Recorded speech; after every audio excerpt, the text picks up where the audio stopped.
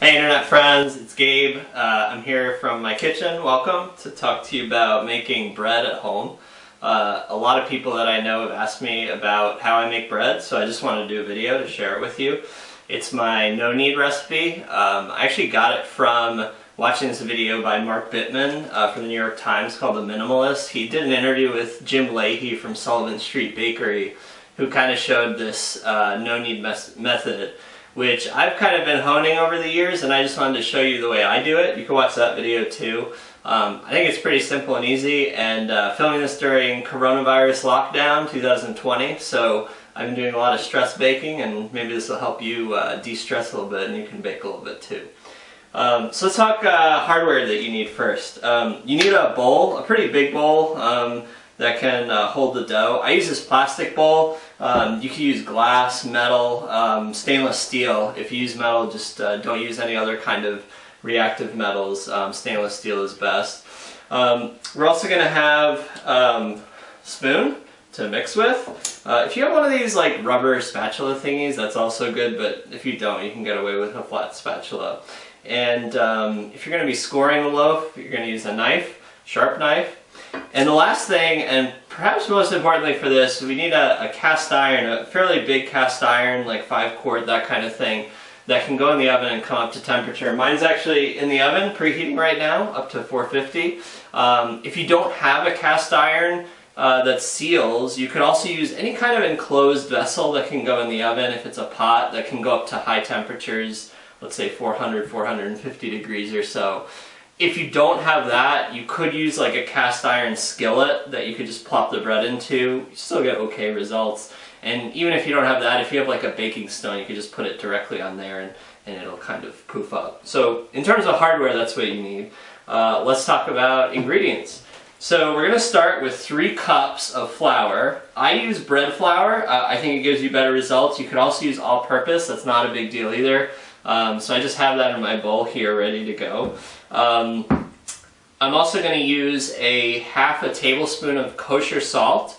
If you are using table salt, you do need to adjust because it's a little bit finer. I'm going to add that into my fine mixture.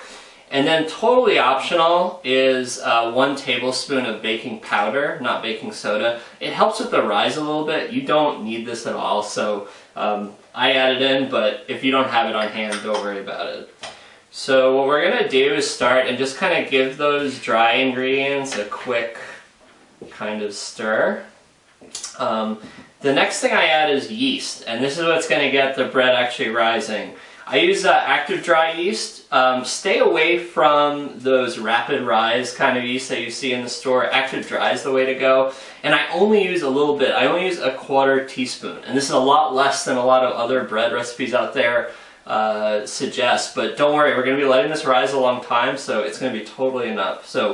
And it's important that you add the yeast after you've combined those other ingredients. The salt can kind of have a detrimental effect sometimes on yeast.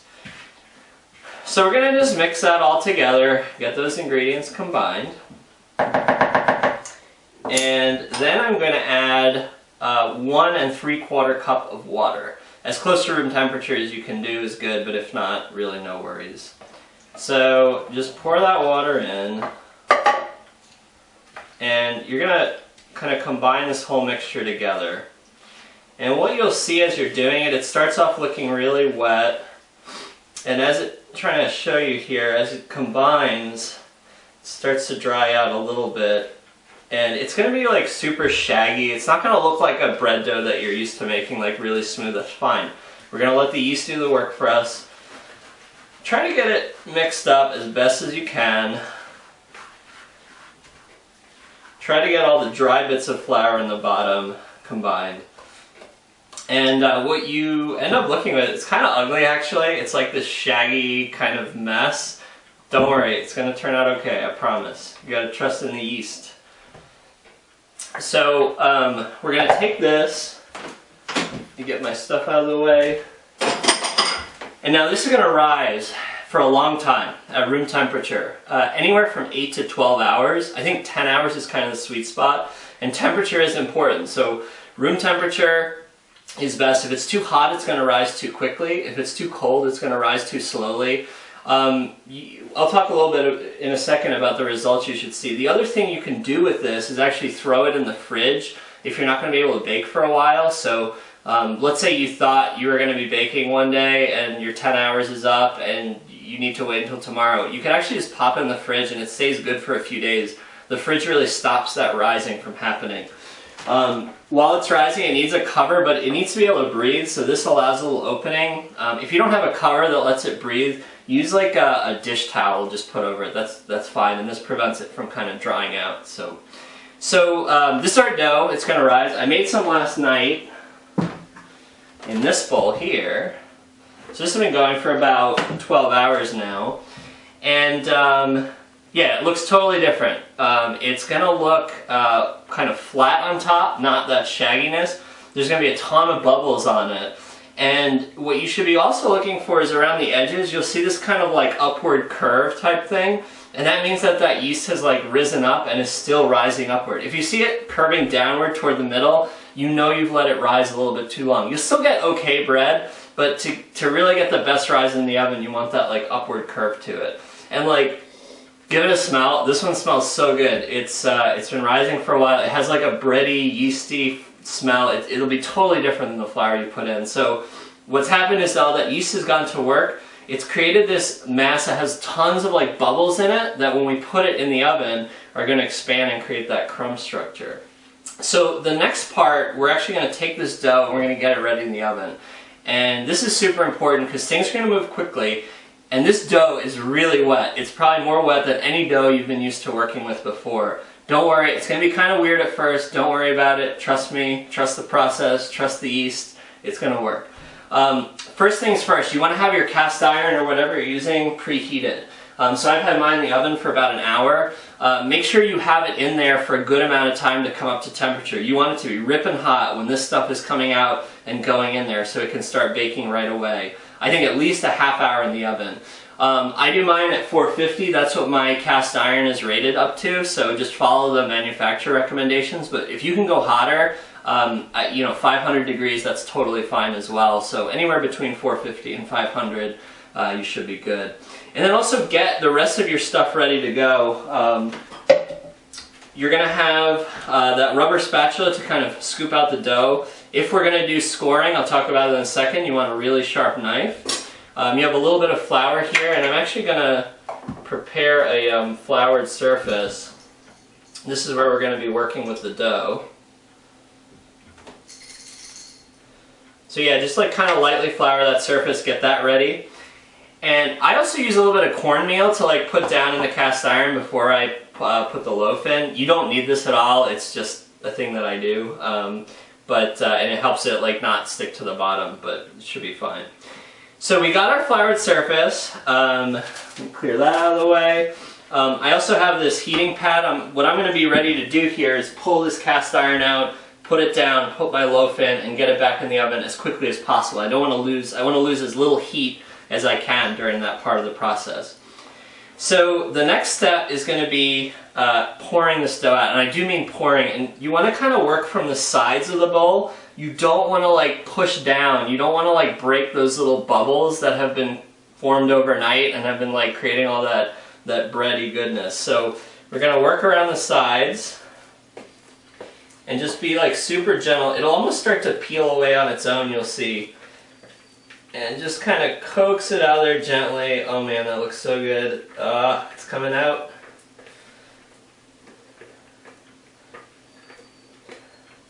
And it's like super wet, super like jiggly. It's gonna feel like you're not gonna be able to work with this, but trust me, you are. Take a little bit of flour and dust it on top. And you might as well use some flour on your hands because that's gonna get sticky otherwise. There you go. Give it like a gentle press down. And you want to kind of create like a squarish circle type shape. It doesn't matter if it's not exact. It's fine. And so you just give it that gentle press and you'll feel like the bubbles and stuff inside. Don't press down too hard. You don't want to disturb those bubbles. What we're going to do is a couple of folds now. I'm going to pull a little bit and fold back here and here to create like a three-fold.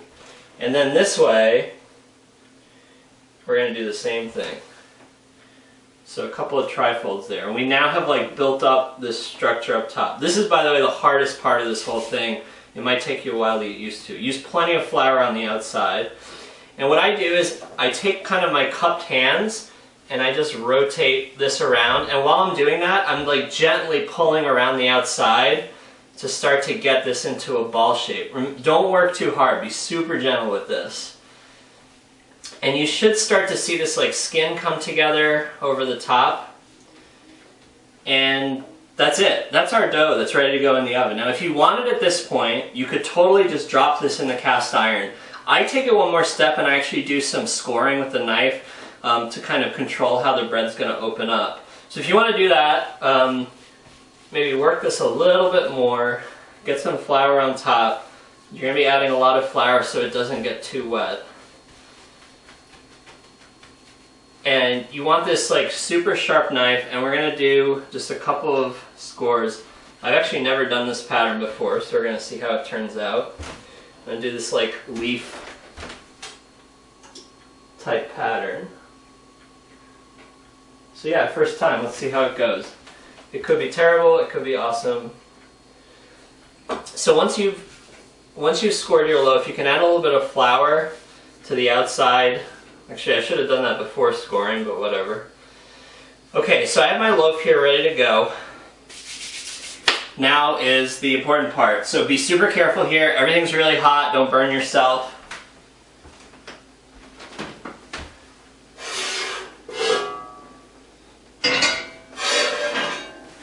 Cast iron's out. Close the oven door not to lose too much heat. And now this is kind of the tricky part. I'm going to drop in my little bit of cornmeal here, and you got to kind of cradle the bread from the bottom and very quickly drop it in the oven. Cover it, and then pop it back inside.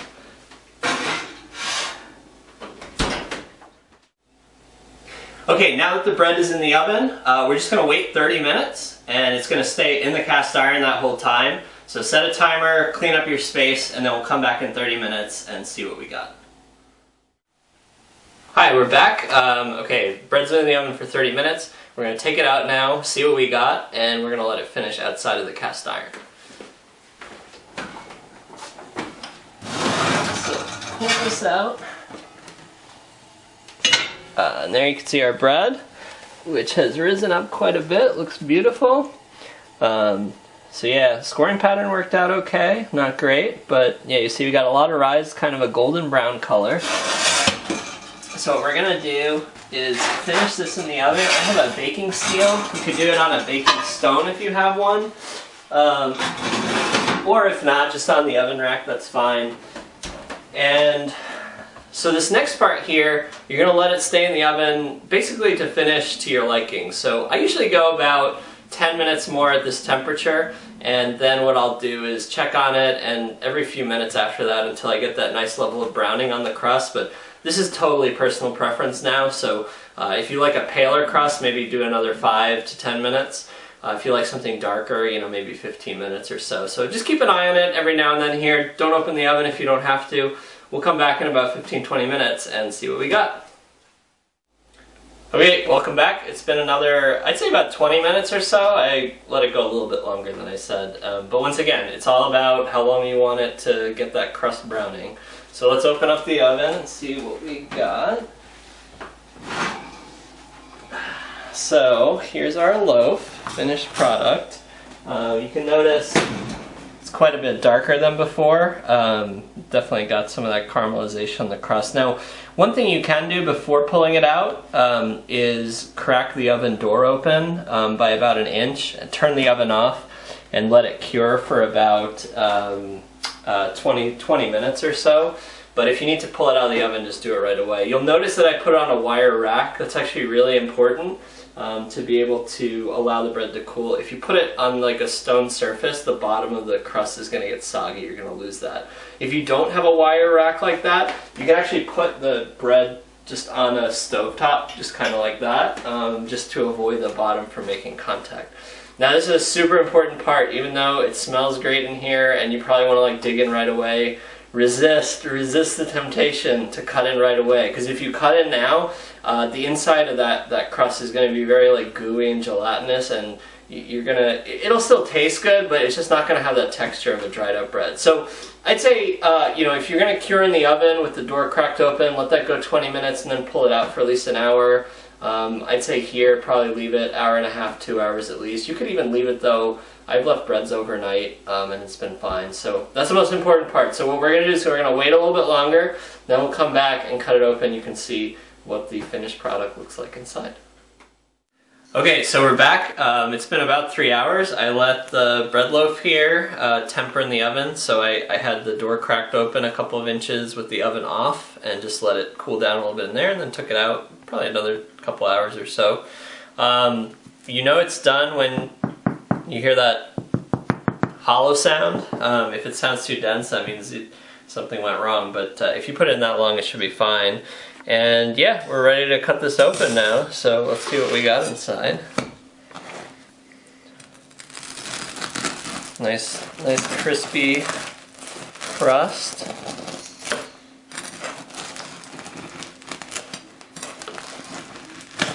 This is always a fun part, see what you got inside. And there we go, we got some bread. Crumb's pretty good. I'm surprised it's a little more dense than I thought, but it's still okay. It's probably going to taste good.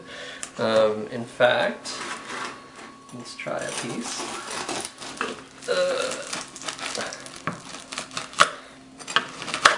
Every loaf you make is going to come out just a little bit different.